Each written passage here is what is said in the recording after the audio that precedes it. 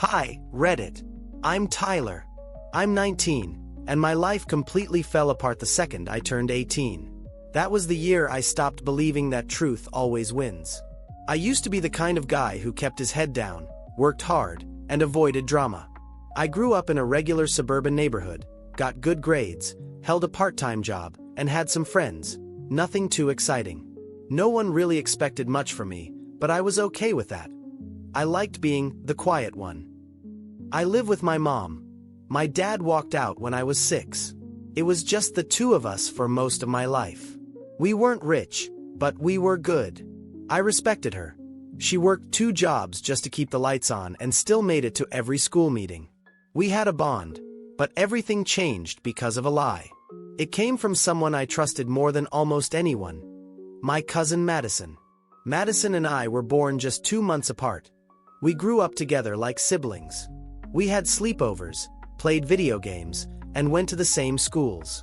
Our moms were sisters and super close, so we were always around each other. We even shared a birthday party once when we turned 12. There was nothing romantic between us ever. She was just Madison, family. When we both turned 18, I got into a decent college. I had a scholarship lined up and was finally starting to feel like I had some direction. I was excited for the future. Then came the party. My mom organized a small get-together at my aunt's house. Just family and a few friends. Madison was there, of course. Everything was normal. She hugged me when I came in, gave me a gift card, even made a joke about me finally becoming an adult.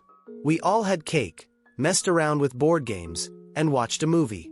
I remember sitting on the couch with my friend Ethan, playing a card game, while Madison was upstairs with her friend Ashley. Nothing weird, nothing unusual, until 2 days later, when 2 officers showed up at my front door. My mom answered, and when she called me over, her voice cracked. I thought something bad had happened to my aunt. Maybe someone was in the hospital. Then they asked if I could come with them to answer a few questions. At first, I was confused. I didn't even ask why. I just assumed it was a mistake, or maybe I had seen something without realizing it. It wasn't until I was sitting in an interview room that they told me what this was really about. Madison had accused me of touching her at the party. She said I followed her into the guest room, locked the door, and forced myself on her. I laughed at first. I genuinely thought they were joking. Then I realized no one in that room was laughing. I tried to explain where I was. I gave them names. I told them to check the cameras in the living room, but all I got were cold stares and repeated questions. Were you drinking? Have you had romantic feelings for Madison before? Did she say no? I felt like I was being buried alive in real time. They didn't arrest me that day, but they didn't have to. The word spread fast. The next morning, Ethan texted me and said his parents didn't want him talking to me anymore. 2 days later, my college emailed me saying my admission was under review. I was suspended from school, my part-time job cut my hours for safety reasons, my phone stopped buzzing, and my social media was flooded with nasty comments from people I barely knew. I couldn't leave the house without people whispering. My mom stood by me, but I could see the doubt in her eyes. She tried to hide it, but when I caught her crying in the kitchen at 2 a.m., I knew things were never going back to normal. The investigation dragged on for weeks. Then one morning, they told me the case was dropped. No charges, not enough evidence. Apparently, Madison's story had too many holes. Her timeline didn't match. She claimed I locked a door that doesn't even have a lock. Ashley told them she was with Madison the entire time. That should have been the end of it, right? It wasn't. The accusation didn't go away just because the charges did. I was still the guy people whispered about, the one who probably did something, even if it couldn't be proven. No one said it to my face. They didn't have to. The look said it all. I couldn't go back to school. I lost my scholarship. My aunt banned me from their house, and Madison never spoke another word to me. No explanation, no apology, just silence. So, I moved out and found a crummy room in a shared apartment with 2 guys who barely spoke English and didn't care what I did. I started working nights, washing dishes. I stopped answering calls from my family. What was the point?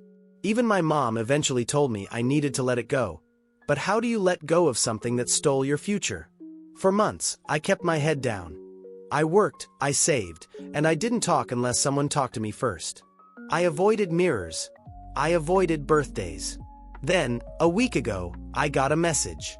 It was from my aunt. Madison is in the hospital. It's serious. She wants to talk to you. I stared at the text for a long time, then came another. She says she has something to tell you. And now here I am, sitting in this bus terminal, waiting to go back to the town that ruined my name, to see the girl who broke everything. I don't know what she wants, but if she's finally ready to tell the truth, I'll be sitting right there when she does, because I deserve that much. The ride back into town was quiet. Too quiet. I sat in the last row of the Greyhound, hoodie up, earbuds in, no music playing, just wanting to block the world out for a while. The closer we got, the more my chest tightened. I hadn't been back in almost a year, and now I was heading straight into the lion's den, the place that turned its back on me, buried me, and moved on like I was nothing. And the person calling me back was the one who lit the match. When the bus finally hissed to a stop outside the terminal, I didn't move right away.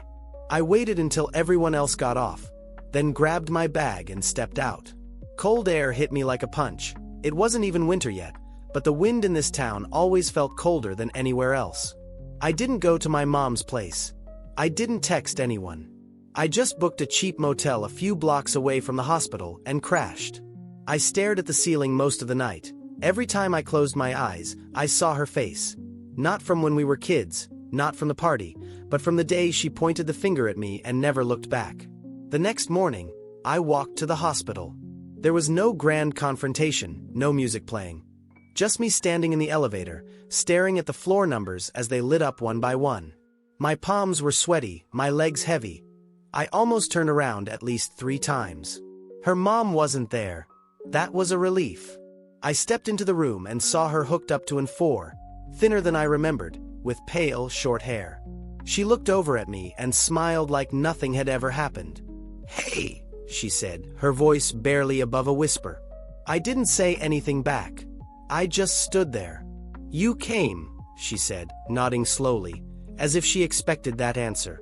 There was a long silence before she finally spoke again. "I lied."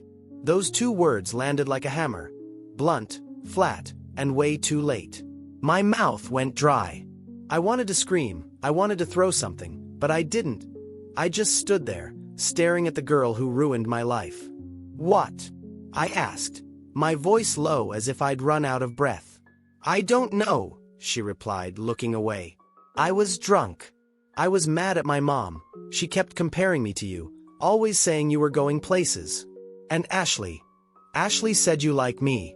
I thought, if I said something, people would finally pay attention to me. So you made me a monster?" she asked, still not meeting my eyes. "Do you know what you did to me?" My voice cracked, and I hated that I didn't want her to see that she could still break me. "I do now," she said, and for a second I believed her. I sat down in the chair by the bed. My legs couldn't take the weight of it all anymore. "You didn't just lie, you destroyed everything I had. My future, my name, my family." She was crying now, silent tears running down her cheeks. "I never thought it would go that far. I thought you'd just get mad and we'd move on." I laughed bitterly. "You had me 1 call away from jail. You had people spitting at me in the street. I couldn't walk into a store without someone looking at me like I was some kind of predator." "I know," she whispered. "I know." "No, you don't." I stood back up, suddenly feeling sick. "You don't get to cry and act like we're okay now. You don't get to drop this on me just because you're scared. You lit the fire and watched me burn. Now you want to put it out because it's finally reached your feet." She didn't answer. She just pulled the blanket tighter around her shoulders and stared out the window. I was shaking, from anger, from grief, from everything I'd shoved down for the last year. "I didn't come here for closure," I said. "I came because I needed to hear from you, and I did, so we're done." I turned to leave, but she spoke again. "I'm dying, Tyler." I stopped. "It's cancer, stage 4. It's in my lungs now," she continued. "They said maybe 2 months." I didn't turn around. "I don't care." I walked out and didn't look back. I ended up back at the motel, sitting on the bathroom floor, shaking. My knuckles were white from gripping the edge of the sink. I stared at my reflection, not even recognizing myself. I thought hearing the truth would fix something inside me, that I'd feel lighter, but all it did was reopen the wound. What was I supposed to do with that? She admitted. It said she lied. So what now? Do I go to the cops, post about it online, tell everyone, and try to reclaim my life, or do I just let her rot in that hospital bed with her guilt? I hated that I even felt conflicted. I hated that part of me that still wanted justice while the other part just wanted to run. Later that night, I got a message from Ashley, the same friend who had backed up Madison's story at the time, the one who said she'd been with her all night. I heard you visited. I'm sorry. I was scared. I should have told the truth. I stared at the screen for a long time, then I typed back, "What truth?" Her reply came fast. She told me to lie. I wanted to come forward, but her mom said she'd ruin my scholarship if I did. I sat there, blinking at the screen, so it wasn't just Madison, it was all of them. I leaned back against the wall, laughing bitterly. Of course it was. I didn't reply. I just closed my phone, turned off the lights, and sat in the dark. Part of me wanted to explode, to expose them, to drag every last one of them through the mud like they did to me. But I knew that wasn't enough. I didn't want revenge. I wanted the truth to matter again, and this time, I was going to make damn sure it did. I didn't sleep that night. Every time I closed my eyes, I saw their faces. Madison, her mom, Ashley. All of them. Their voices echoed in my head like the whispers of strangers when I walked by. I thought I'd buried all that, but it had just been waiting for sunrise. I had already decided that if the truth was finally out, it was going to be loud. I started with Ashley. I messaged her again, told her I needed her to put what she told me in writing. She hesitated at first, giving me the "I don't want drama" line. I shut that down quickly. You already caused drama. Now you fix it. 10 minutes later, she sent a typed statement. She said she was with Madison the night of the party, said she never saw me touch her, admitted she lied to protect herself, and said she regretted it. Good. I printed it out at a nearby library, then started writing my own account. Every detail, everything I remember from the night my life flipped upside down. The accusations, the trial, the aftermath. I didn't hold back. I spent hours piecing it all together. When I finally stepped back from the table, there were papers everywhere. Statements, screenshots, even old messages from people who had cut me off. My phone had tons of old voice memos, too. Stuff I'd recorded just to vent when I had no one else. They were raw, shaky, full of rage and pain, but they were real. Then came the hard part. Getting someone to listen. No lawyer wanted to touch it. Too messy, too old, no clear path to damages. But that wasn't the point. I didn't want money. I wanted the truth. So I went public. I posted it all online, not anonymously. My name, my photo, the story laid bare, screenshots, statements, a timeline. I laid out everything like a damn case file. I tagged everyone who needed to see it. My old school, my hometown newspaper, even Madison's church group. At first, nothing happened. Then it exploded. Within a day, my inbox was full. Some people apologized, others doubled down. A few tried to defend Madison, but most were just shocked. Stunned that the kid they thought was a monster might have actually been the victim.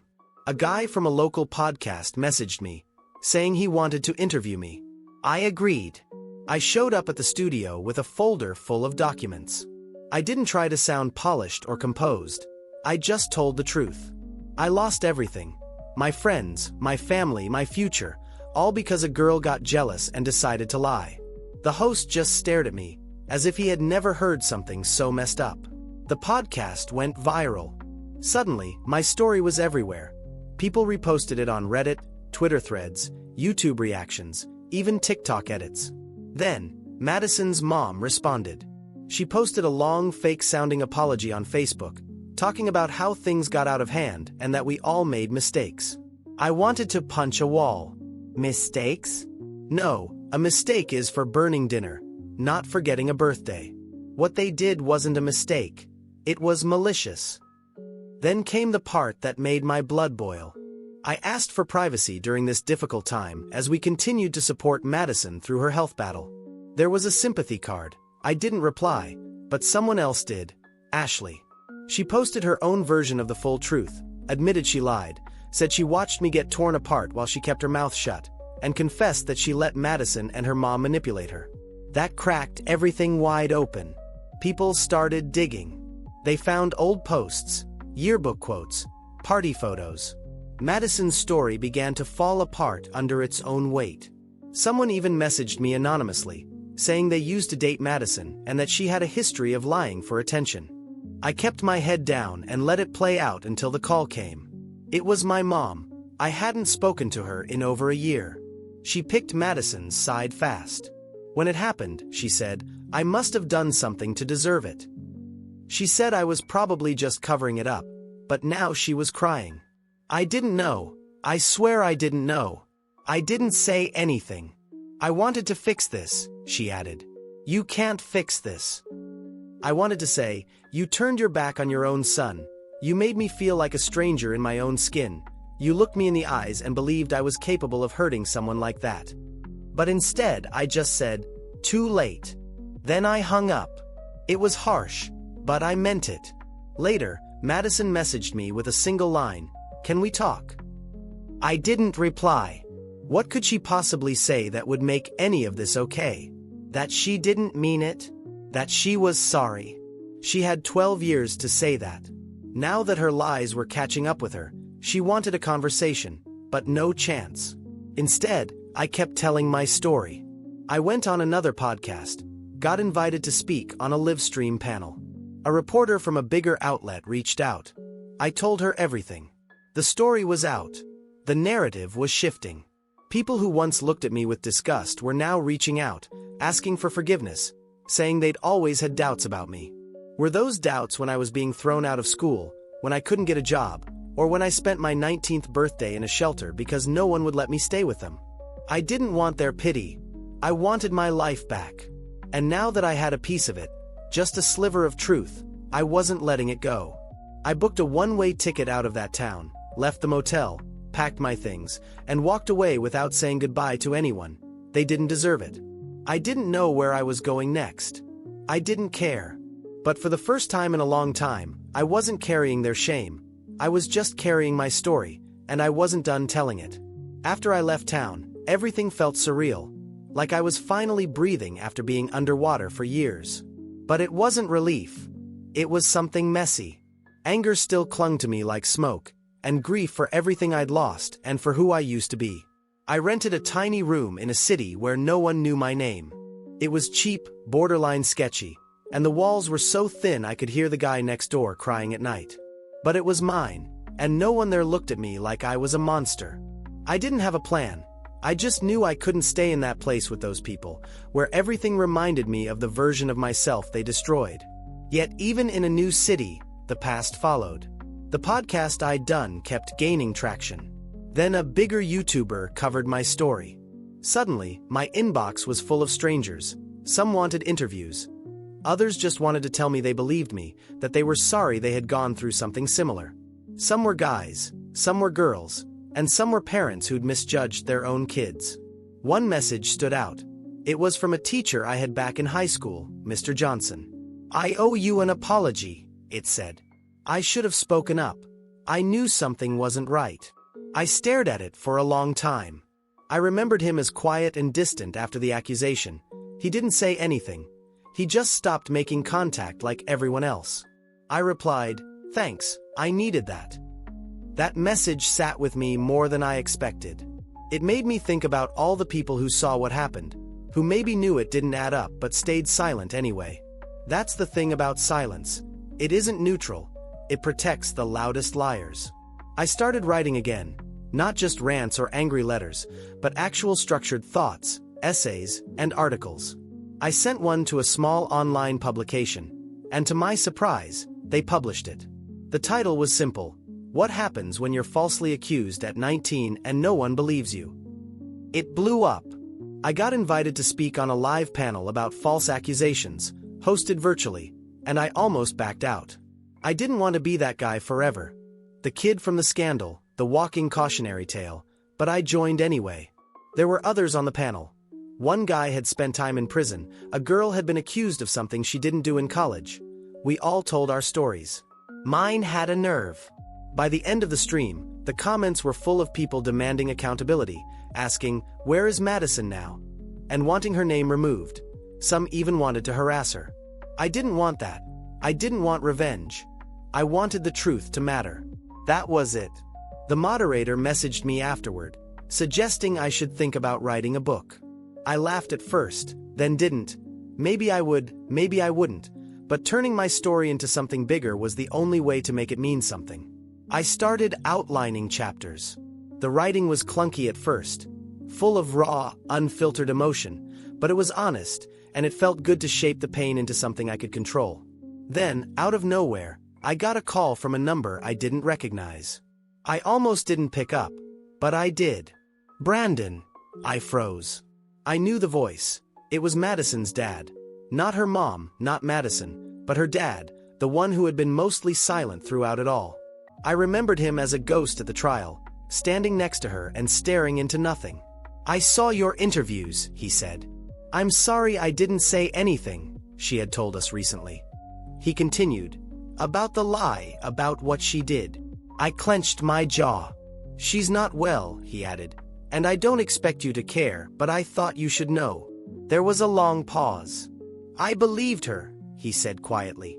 "I thought I was protecting her. I didn't realize I was helping her destroy someone." I wanted to scream, cry, or hang up. I didn't know which, but I didn't do any of those things. "Why now?" I finally asked. "Because it's too late," he said, "and I have to live with that." He didn't ask for forgiveness, didn't beg. He simply said his piece and hung up. I sat there, phone still in my hand, heart racing. I thought that hearing someone say the truth out loud would bring closure. It didn't. It just reopened another wound. I didn't know I still had one. Later that night, I opened my inbox. One message stood out. It was from Madison. "I don't expect a reply, but I'm sorry I ruined your life." I thought, I was protecting mine. That's not an excuse. "I hope you find peace." "I never will," she added. I stared at that message for a long time. I didn't reply. I didn't delete it either. I just let it sit there one last time, because I wasn't writing this story for her. I was writing it for the version of me who almost didn't make it. For every kid who thinks their voice won't matter, for every parent who chooses silence over support, for every friend who walks away when things get complicated, and for every liar who thinks they'll get away with it. Eventually, the truth shows up, sometimes years later, sometimes after the damage is done. But when it does, you better hope the person you buried didn't learn how to build fire from the dark, because I did. And now, I'm lighting the whole world with it. Brandon.